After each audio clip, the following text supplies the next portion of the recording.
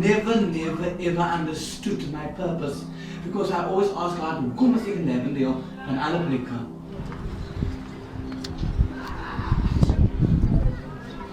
So my naam is Sylvester Sanchez, aka Queen Victoria Versace Bazaar in Posh.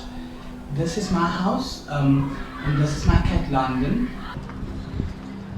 My name is Fred Diamonds and I'm from Lavender Hill. I'm 24 years old and I'm a gay man. I'm also a Western Province netball player, action netball for the past 10 years and outdoor netball player for the past 3 years.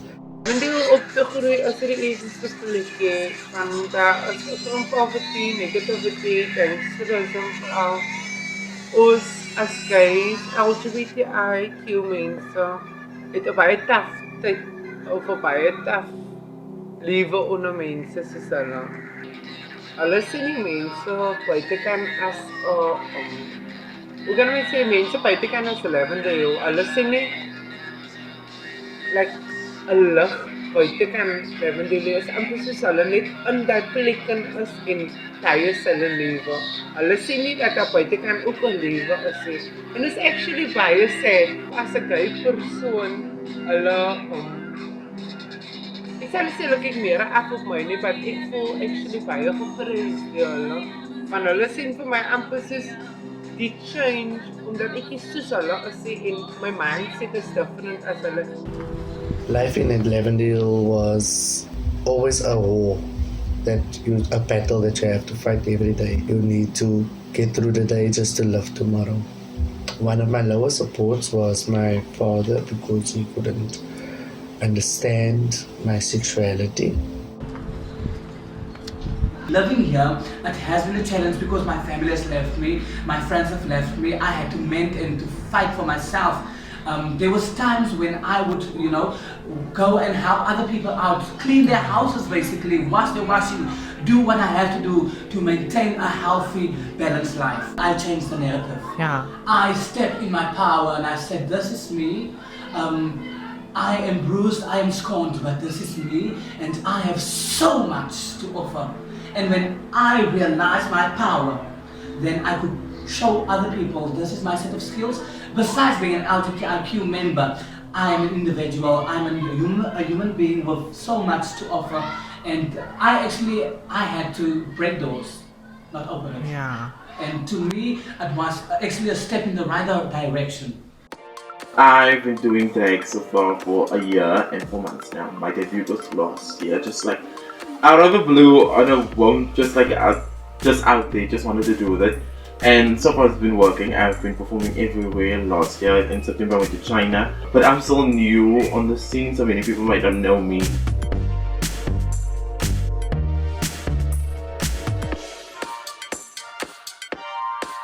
I would say that we need to educate young queer children to be proud of who they are and to express their opinions.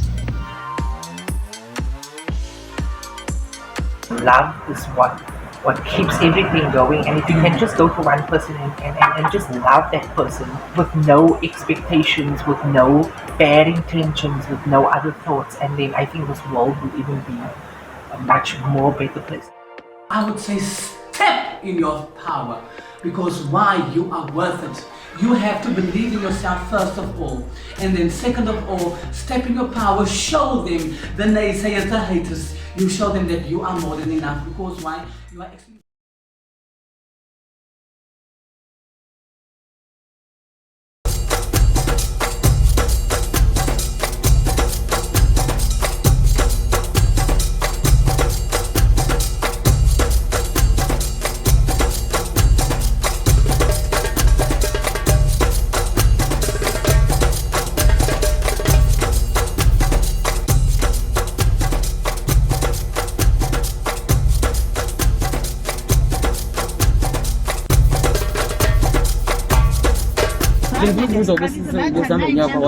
What is it like?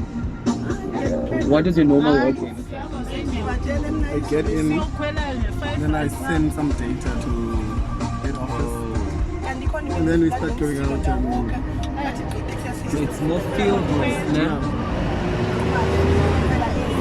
We're doing awareness, we are testing people, we are giving them prep. Okay, cool, lovely. So siyaba esitilatweni.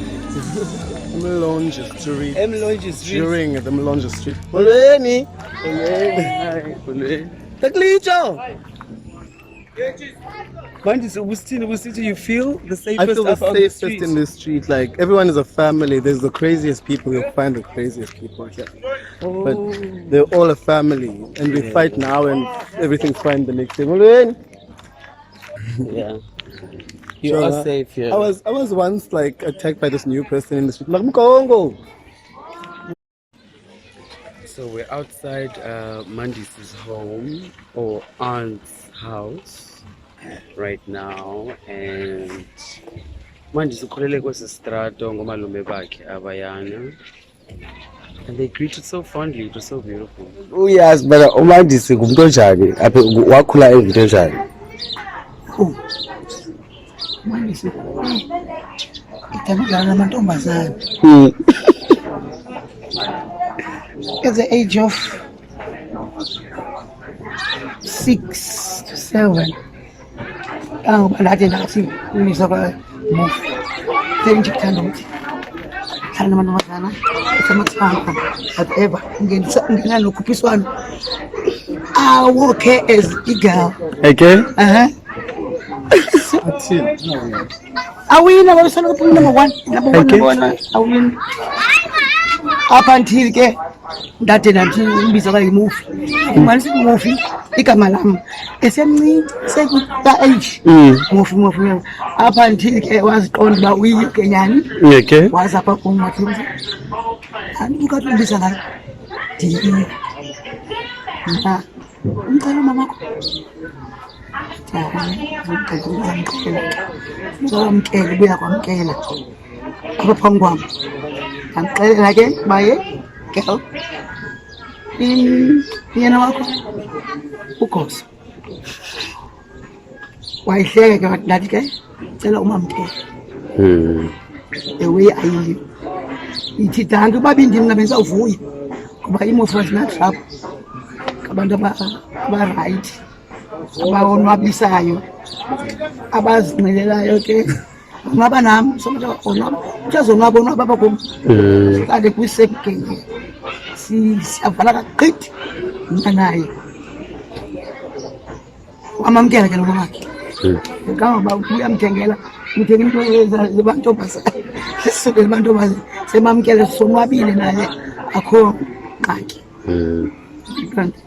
Uvele eRhawutini eJoburg Mofi and u-active nalapha kwi-organization athi mamza ndiye endaweni ethi eJoburg whatever ndiye caricatures so practice isekwayareni whatever let me Mofi otherwise uwonwabile. Siyamthanda nasekhaya endlini wonke umuntu uyamthanda nomama umakhulu wakhe uyamsapota kakhulu. Uyana kwi-pride umakhulu ukasana ngibe iqhobs nguluso kade senza qhobhisela ke ntombazana girl hayi drama queen yo hayi ke usihlekisa apha Kube yiloo last nto. week umbhaco ongaka Okay. netop nebody ke kayihleke ke lo yidrama ka drama queen nalapha awuvela pha diva uyathanda nabesitratweni hayibo diva hayi uyonwabisa bayamthanda kakhulu esitratweni kakhulu. Uyazi base kukho umuntu wakhe wathe eyamasomalian wazama umbetha kwanzima simthumile umbethele umufi bakhe ile nto sasithi siphuthaphutha sebalekile xa sim-approacha uyeza back phethe intsimbi wavela wonke umntu wamhlasela. Okay. Ewe hayi wonke umntu wayephakamile apha utsho bana usafe kwesi strato. hayi usafe kakhulu uyaziwa abantu abangamadoda ayamazi uba uyimufi. Speak about my name is Elisa Sal, and I know Mandisi through his cousin, He's her cousin. Their cousin. And I first met Mandisi. Well, I've known about Mandisi since I was like young because he used to like everyone knew Mandisi was immigrant. But then I got to like know him personally 2016 when I was in grade 8. Yes, that's when me and his cousin became close as friends. Mandisi was okay. Mandisi is a lot. First of all, I tell him every day like he's a lot of people. Like among Mandisi, I mean good diva. I mean like he's a lot of people in one. So when I met him, it was full diva on. So and then he was so. At first, it was very overwhelming because I also identify as a queer person. Lovely. And Mandisi at that time was fully queer. He didn't care what anyone said. He was living his own life. And at that point of my life, I was still like easing into the whole queerness and how to act and who to be. So we came in, then I came into my life actually, guns raising, diva on, everything. And then throughout these 4 or 5 years, we've like clicked. He's taught me a lot. He's taught me not to care. No one tells you what to do. If whatever you're doing is legal, then no one can tell you what you need to do and what you must do. I'm from a small town near Cape Town called Pau in the Cape Winelands. I'm part of the queer community. I'm non-binary. I've also been very active in being political about who I am in the township because, well, I want our townships to be sensitized. If me having to put myself out there and sacrifice myself and get sworn at and stuff has to, like, if that has to be the case, then it's fine, I'll do it. So that my other younger brothers and sisters in the queer community can be more freer and enjoy life better. Tell me about Sam. Oh, Sam is adorable. He's a cutie pie.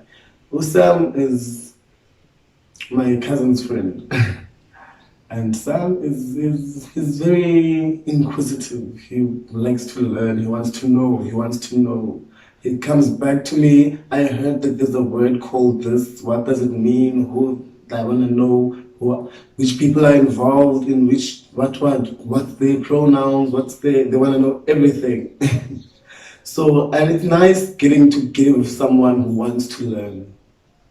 So whenever he has anything he wants to speak about or he has to ask about the queer community or about life in general, because I had my share of life. Yeah, he comes to me, we speak, we do good. Your aunt spoke some very beautiful things about you yesterday. How was that feeling? I almost cried. I wish there was another camera, like, for the reaction, because I was like trying to swallow my tears. Because you really hear these things. These things are said in funerals when you're already gone. So I'm happy I've had an impact on people's lives. It's a good thing. It's really about celebrating you while you are here, and so that I said one night I felt so celebrated. Yes. Yeah. And others were talking to me on the side because they didn't want to be on camera. What do you know? But she always tells me how much she loves me. I'm like, shit. And my aunt, oh my goodness. But so happy. And I would love to appreciate the community of Mekweni. Like, they stand up for me. Like, some might not know what they're doing in my life, but they're doing a lot. And I'm getting stronger because of them. Is that why you do the work you do at the clinic? Is that your way of trying to give back? Especially to my community. Because we had to travel to get this pill.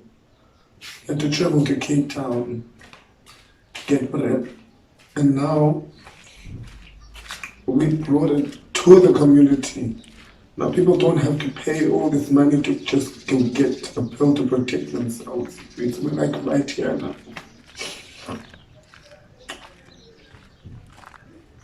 You're so beautiful. Thank you. You have a beautiful heart. I try. You have such a beautiful heart.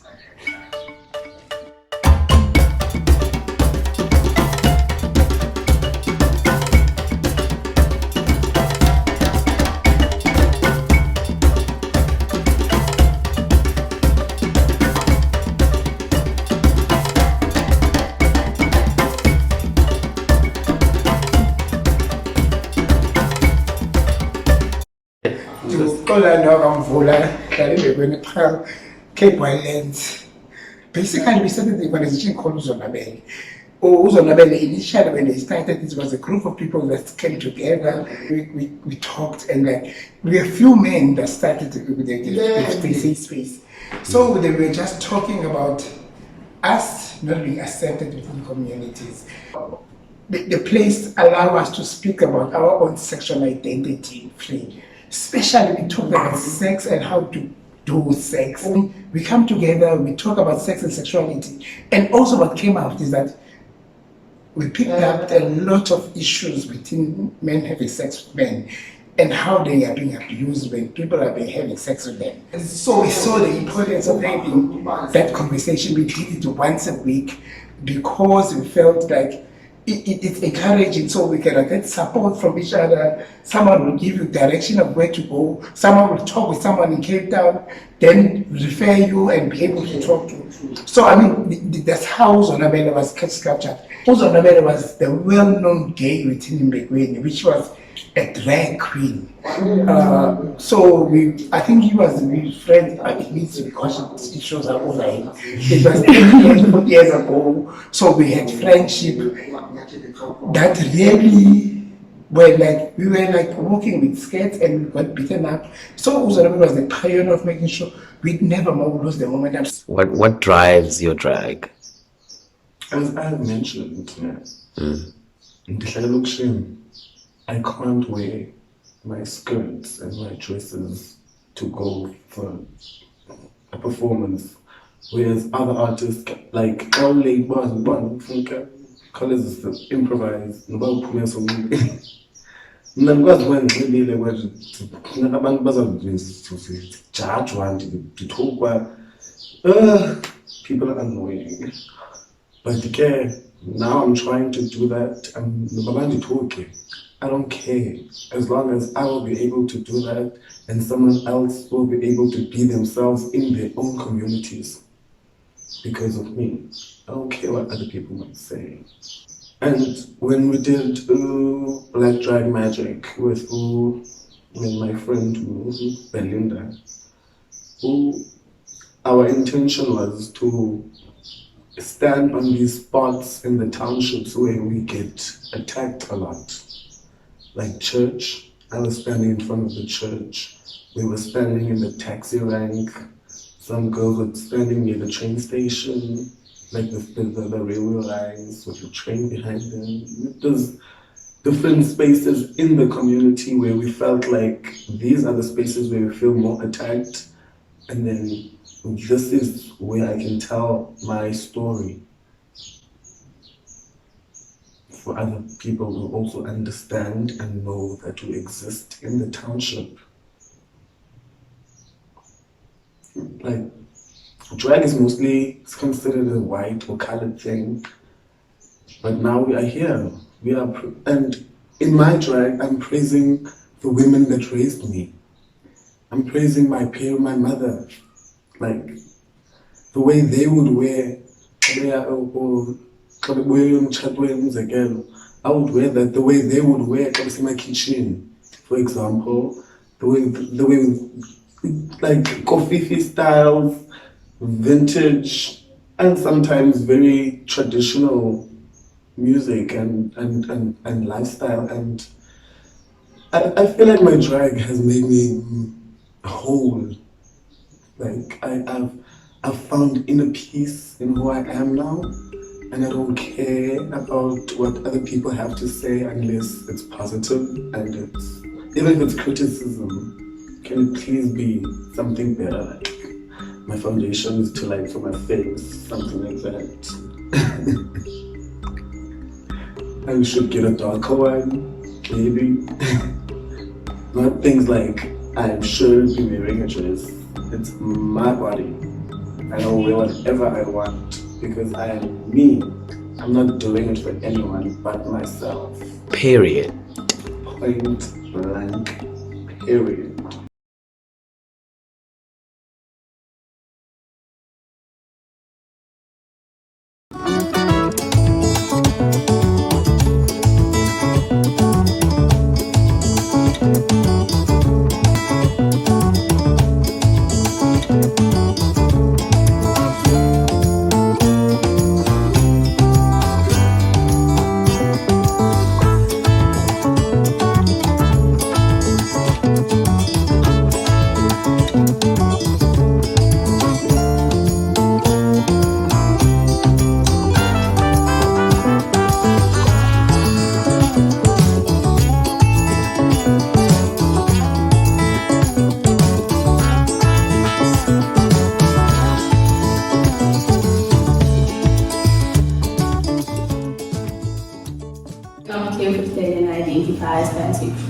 I'm Aziza Davids. I identify myself as a butch lesbian. I'm Jacqueline Kibro. I was born and raised and lived in Menenberg. My name is Daniel Adams. I'm a cisgendered queer man. I'm Ismail Adams. I'm 22 years old. I'm a gay man. I live in Grootersdorp. I'm from Menenberg, Elsiestraal. All the way from Menenberg, Thames Walk. I currently live in Thames Avenue with my wifey, so proud in Menenberg. For me to be queer, it's just being me. You understand? It shows me, it identifies myself. I'm being me in general. I don't care about what other people think of me. I'm just always gonna be me. So that is just me. For me, queerness is an embodiment of the love of self and the love of other people and how they choose to be authentic with themselves. I think that's for me something that's very important in dealing or connecting with people is that they are allowed to be respected and truly honored for just being who they are, however they feel they need to present themselves to the world. And I think that to me is queerness. To be queer is to be comfortable with who you are, irrespective of what that is. And as an activist, I advocate for human rights and for just rights, civil rights of people, social rights of people, boundaries of people. Means to be discovering, finding out what you like, what you don't like, exploring your sexuality and finding out who you want to be. Well, I literally haven't come out to anyone except my parents and my friends, and I don't think I will ever come out to anyone else because I've seen what happens to him and how he was treated after he came out. So sometimes a lot of it don't even come out until they're older because of the area and like people's thoughts and the traditional norms and whatever. Growing up as a queer, when I was really small, my family actually told me, "She's a lesbian, Jaina." And I left because I didn't know what it means, so I just tried. But as I grew up older, actually, I saw that I've got the interest in girls better than boys. You understand? So, yeah, people started judging me. Kijk hierdie mankop, 'n pokkenvry meisie met 'n mankop, you know, stuff like that. Up until today, I still get men that I grew up with, you know, most of them in Thames Walk. I trust them, but actually I don't. Because they've got this thing of, say vir jou gaat ek nog betref, jou gaat ek nog, jy weet, this one guy in particular, he would always make fun with me, make jokes and stuff like that. But once he was drunk, he came to me and he's like, come with me, come with me. Ik heb je wel borrel toe. He was like, nah, I'm fine with what I've got. Ik is nog sober. You understand? You can't make me a woman. Ik is wat ik is en ek is klaar wat ek is. We live on someone else's yard, we're like a place in front of someone else's yard, and his son is gay. He's bullied at least like 30 times a day. He can't go anywhere without people using derogatory terms against him, and even his own mom is like super homophobic, and he is definitely like picked on only because of his sexuality. To be honest, like, I know a lot of people who can't express who they really are because their family or they're religious and they believe in the beliefs. And the same with me, like my family abandoned me of who I am. I was literally like chased out of my aunt's house for being who I am. In a community like this, people just believe that you need to be married to a woman or a man, and that if you are same-sex and you choose otherwise, or if you are even asexual, that you don't like really have sex with anybody, but you choose to identify as a female person, transgender, people would look down on you and they would discriminate against you, and automatically they will just hate who you are. What it means to be queer in Manenberg is that it's very difficult to be a queer person, to be authentic, for you to embody yourself honestly. Most of Manenberg, there are people that still have this heterosexual understanding of how people should be and act and love. So it's very difficult here because the mindset here does not allow people to be truthful and honest, because it's either the right way or the so-called wrong way of being. You know, there's so many things to say. Like my brother, he's dead. I don't know if you watched the news. Earlier this year, March, they killed him. 25 stab wounds. From here right down.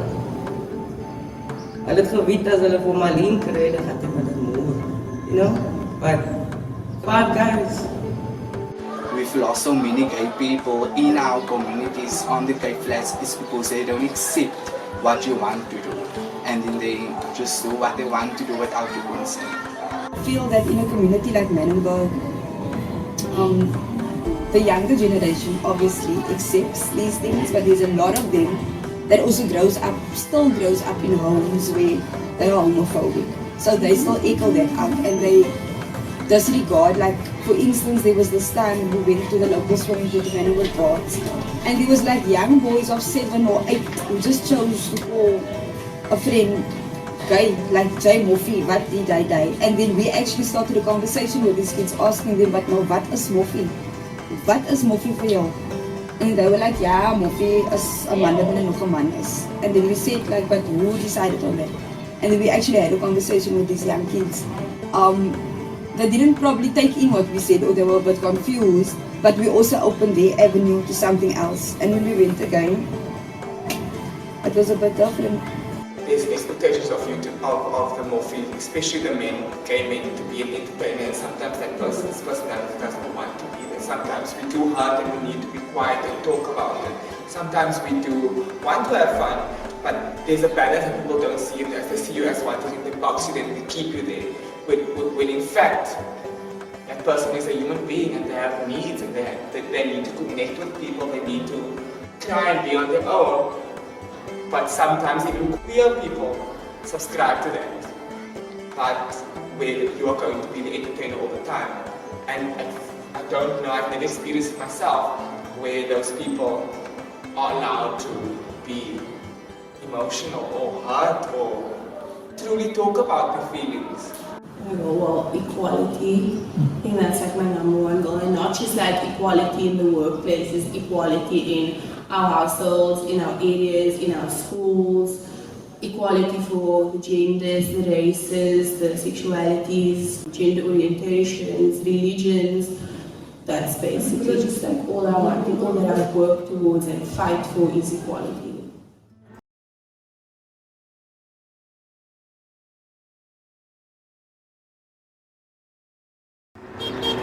Apa nanti gula kan?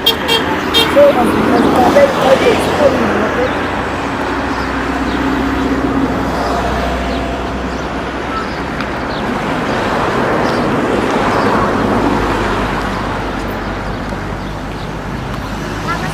name is Naledi Mobsoletu Mnugwa. I'm 18 and I'm a matric. I'm a black queer intersectional activist. I'm also a writer / poem. This is my house. I live with my mom and my sister. And home is like, for me, I can't really find a word to describe what home is for me because it's a lot of things. But I would say it feels like a place where there's no growth. Most of the time I feel very stuck when I'm home. But it's also a place for me to hide. The safest place for me is my room, because that's when I get to do anything that I feel like doing. That's when I get to sleep and imagine things. And I create many things in my room. I draw, and it's a place for me where I can be anything that I want.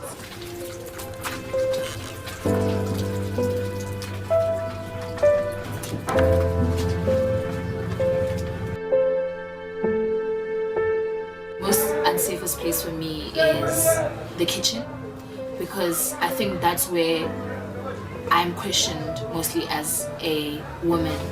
Can't cook. And I feel like everything that's done in the kitchen for some people is it's forceful. Like you have to do it. When you get to a certain age, you have to do it. And for me, it's one thing that I've always refused to do, even from a very young age. It's always my mom who's in the kitchen, or if I'm in the kitchen, I'm alone.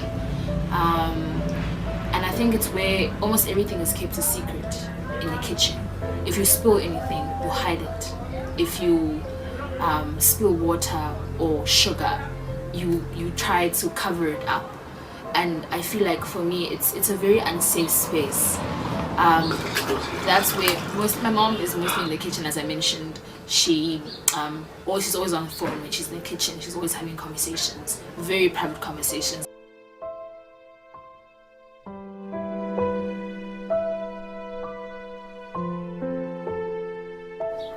As umntana like nyhani ke wohlukile kwabanye abantwana okanye uhlukile kwamanye amantombazana, so xa ehambile engekhoyo nama ndiziva kamandi, because kaloku abantwana ngaba babulawayo nyhani. Abantwana abangamantombazana bayareyishwa, benziwa loo nto le. Nditsho even seke esikolweni andonwabi, even seke ngekho apha endlini, mhlawumbi efike late okanye egqithe kuloo ndawo, ndiba newari. So ixesha elinintsi akho nto ayithethayo, into personal about her. My mom so I would say I understand, but we both don't understand each other. Ngumntana othuleyo, ixesha elininzi akakuthandi uthetha. Ngumntana othuleyo, uthanda iincwadi zakhe kakhulu, uthanda ukwenza uhleli nje sengenza umsebenzi wakho wesikolo. Akangomntu uthanda uthetha kakhulu, ixesha elininzi usoloko nje esithuleyo. So during lockdown, I was always looking forward to be outside, to be closer to people who feel like home, people whom I've created a home with. So outside for me and being around abantu bephefumula, it's a space for me to grow. It's a learning process where I get to learn about people and how different we are, yet we are able to connect as people. Like we tell our stories and we create out like something out of our stories. One thing about me being queer at home, it also means that I can talk to my sister about what it means to me, the experiences that I get, and like even like how I'm treated in my community by the people.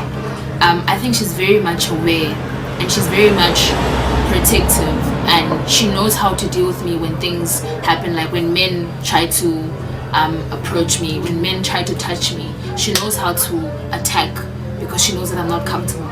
Even with me not saying it to her, but I don't like this, or I don't like the fact that this guy's looking at me. She knows that my sister is queer and this is not right.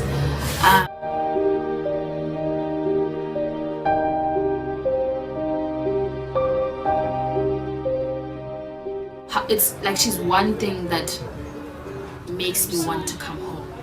Like I want to come home because she's there. I want to come home because I know she's there and I'm loved and I will get to talk to someone who understands. I'm also raising my sister somehow.